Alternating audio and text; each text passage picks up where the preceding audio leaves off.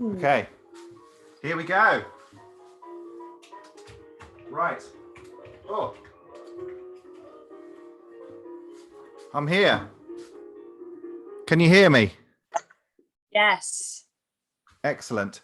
Right. So this is quite different because I'm changing the format, and here we are, a new thing. Welcome everybody. Why is it not on my view? It should be on me, shouldn't it? I don't know.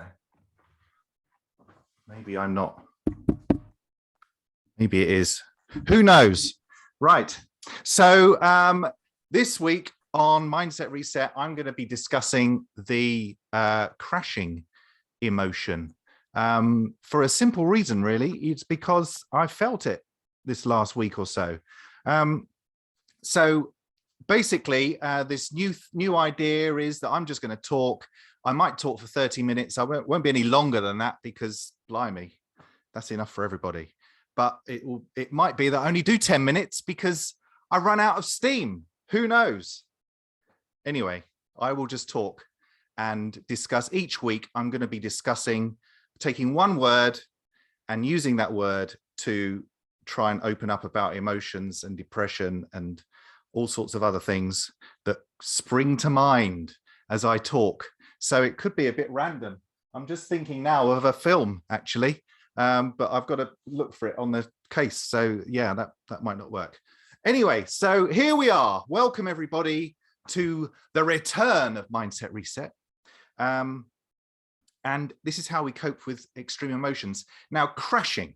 Let's discuss crashing. So about a week or so ago, 10 days ago, I think it was, I was in a play and it was really well received. It was amazing. It was just two of us with the lovely Biz as well. And we were in this play and we had no idea how it was going to be received. We had no idea whether we'd remember all the lines. We had no idea if it would go ahead because of the lovely pandemic that's still going on. But we plowed ahead with it anyway and got through. And every night, we sat there thinking, what are we doing? Are we going to remember this? Is it going to go all right? And every night, the audience absolutely loved it. And it sort of built throughout the whole week to a point where on the last night, we got a standing ovation. And that's never happened, apparently, to anybody. I've spoken to a few people and they've said it's never happened before, which is very overwhelming. It was lovely and amazing and brilliant. And we stood there with our mouths agape. But it's also quite overwhelming. It's quite an overwhelming emotion. And then you sort of, you have the party and all that sort of thing. And then you go home. And then the wonderful thing about amateur theatre is that on Monday morning, you go back to work. And it's as if nothing ever happened and everyone treats you like you're the same piece of crap you were before you were this mega star for the week. So I don't know if professional people feel this. I mean, I do some professional acting and generally the feeling is, oh, you just move on to the next one. But in this sort of realm, I suppose it depends on the way it's received. I mean, you do hear some people. That's why people go back for sequels, I suppose, or work with the same people all over again because they have such a wonderful experience. So it's that feeling, that emotional wave that comes over you when the rest of your life has to carry on. And it's the same thing that happens with, I did some research on this. It's the same thing that happens with people who go on drug-fueled party weekends. And there is a thing, it's on the internet.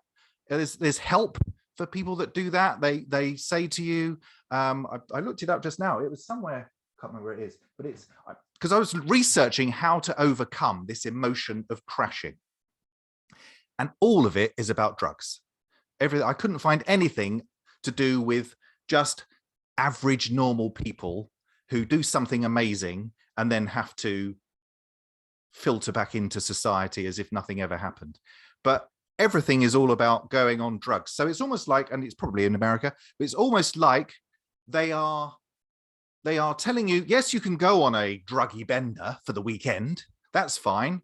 And this is how you deal with it from Monday to Friday until you do it again. And it's about nutrition. It's about drinking water and having a bath and putting candles out and all that sort of stuff, you know, but not having any more drugs.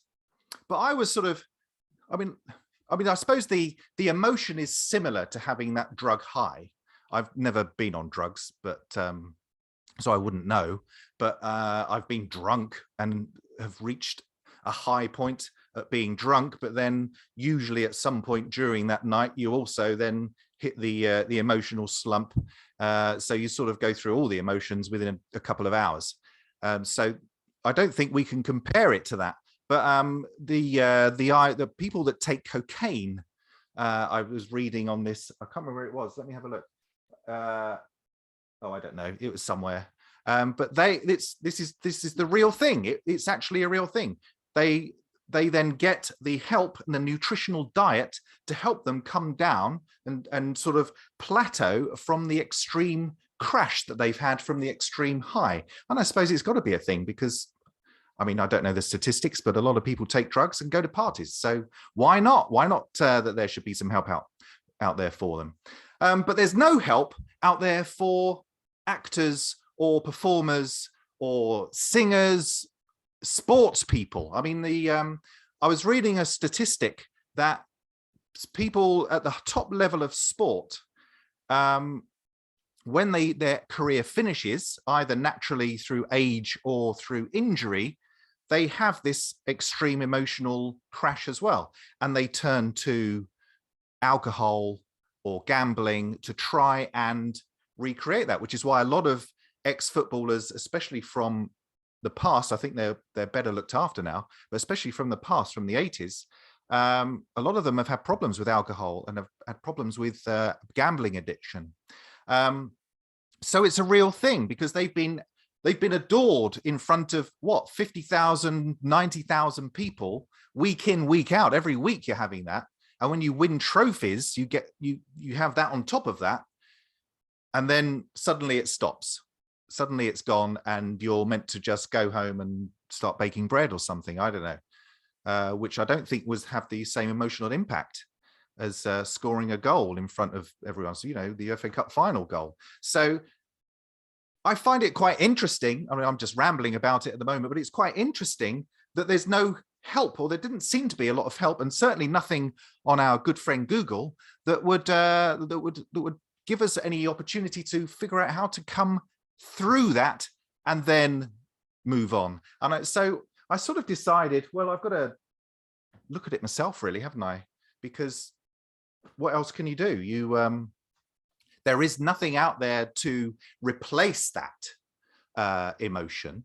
The only thing you can do is try and figure it out, try and compartmentalize it in a way, and then I guess put it to one side. I don't know, stick it in a box, do you? I don't know what you do with these things. I mean, certainly if it was a negative emotion and you went to a counselor or a psychotherapist or whatever, you'd be told to explore it and to try and dissect it and to sort of try and pinpoint certain aspects of it. But I mean, this isn't something that was negative. This is something that was really good and something that you want to, I suppose in a way, you want to relive it, but you won't be able to relive it because even if you did something else, another production, or, you know, you went and played another football game or whatever, you'll never get that high. You'll never get that one, the one that was unexpected. I suppose, thinking about it, here we go. It's a bit like when you go out for a party and you think, oh, this is going to be a good night. This is going to be great. We're going to do this. We're going to do that. And it doesn't work out like that. It doesn't work. But the times when you're sitting at home or you've just gone to the pub for a pint and then somebody says, oh, should we do this? And you do it. And it turns out to be the best night ever. That's probably what it is. It's similar to that. You can't recreate stuff. So you just have to let it be what it is and allow it to be what it is and treasure it, I think, is the way to sort of deal with it in a way. Treasure it for what it is, keep it as a wonderful memory, and then you've just got to get on with it, haven't you? I suppose you just have to. What else can you do? Otherwise, you're living in the past, and nobody wants to live in the past. I mean, I've tried. I did that for a long time, and it didn't do me any good. I was all over the place. So I feel like, you know, when in Airplane, when he's trying to direct the airplane down, he's in the tower and he's doing this and he's telling him a story and all that sort of. I feel like that guy standing here like this. It's sort of, I feel like I should be having two people beside me with building the tension, and then it all falls flat. Anyway, I digress. So what else? So I've lost my notes now. See, I wrote things down. Yeah, I'm not very good at this sort of thing. So basically what you got to do, I think, and this is just me off the top of my head now, is not feel sad. What's the quote? I put it in one of my posts. The thing that Ian Brown said from the Stone Roses. Don't be sad that it's over. Be glad that it happened. And he wrote that, or he said it when the Stone Roses split up. And that's the important thing, is to not feel the effects of the low, the crash. I mean, because it's not like, you know, we call it a crash, but it's, I mean, you're not injured or anything like that. You're not hurt or in pain. It's just, well, not physically. You might be emotionally for a little while, but you're not physically in pain. It's just that wrenching off. It's like that, you know, what is it? Velcro. You've got to pull yourself away and then just sort of come to terms with it, because the line is, and oh blimey, I kicked something then. The line is, all good things come to an end, and everything has to come to an end. But I guess all bad things come to an end as well. It's just that they sort of feel longer, but they still come to an end. But all good things, because it was a wonderful experience, there has to be that break, that stop. Otherwise, you'll just be. I mean, you'd be like. I mean, you don't eat sweets all the time. Otherwise, you'd just be sick if you had that all the time. Nobody would want that. Nobody wants to be sick. So that's sort of pretty much what I'm saying. The point is, with the crashing thing, is that I can't explain what it is, apart from probably a load of adrenaline and all sorts of things pumping through your body. And I can't explain what you do afterwards, because I don't know the answer either. I've tried stuff and I'm still feeling a little bit, you know, this is the first time I've done this for a few weeks, and I'm shaking like that. But, you know, it's not, it's just a weird feeling. It's a weird emotion. And no wonder that people that are addicted to drugs have to get some help, because the only way they could do it would be to go on drugs again. And that's not the answer. Whereas when you're a performer or sports person, you don't really have that opportunity again. That's that one thing. You can't play the FA Cup final every week just to overcome the fact that you felt really good in last week's FA Cup final. You just have to, it's just gone. It becomes a memory, but it becomes a good one. Unless he lost, then it wouldn't. But, you know, still it would be a good memory. But anyway, that's not what I'm trying to say. What I'm trying to say is you win, and then you have to go on from there. So it's an interesting one, which I'm not a psychotherapist and I'm not a counselor. I'm just a person who feels it all. And I can't explain it. It's interesting. I have no answers for this one. But one thing I do have is a film somewhere. I can't find it now. Look at that. See how prepared I am for this evening's mindset reset. Completely unprepared. So it basically is about being confident in what you're doing, and take what you've done, that little nugget of gold, and put it inside you, and then use it to boost your confidence in order to learn and grow and be more wonderful the next time you walk into a theater or walk into wherever it is, and they say, can you do this? And you just go, yeah, I can do it, no problem. So the film I'm going to recommend, because I was talking about Airplane, and I think we all need a laugh, it's Airplane. And I've got it somewhere on here, and I can't find it anywhere. But you know what? It's a good film because when you see the man at the end, I think it's Rex Kramer. I can't remember who he is in real life, but he's standing there and he's being all serious and he's saying, Stryker, I was trying to get you down and all that sort of thing. And everyone goes away. I think he lands the plane and he disappears. He's still standing there with his microphone, talking to him, telling him an old story from childhood. So that's what I feel like, standing here in front of you, doing all of this. So I think I'm finished now. I wish you well. I'm doing some readings of my book, The Self-Harming Pacifist, which I'm putting on YouTube. I did one last week, and I'm recording them as if they're live, but I'm not doing them live. And then they're going onto YouTube. So check it out. I think I put it in the Facebook group. I'm going to do another one tomorrow, which I'll then share wide.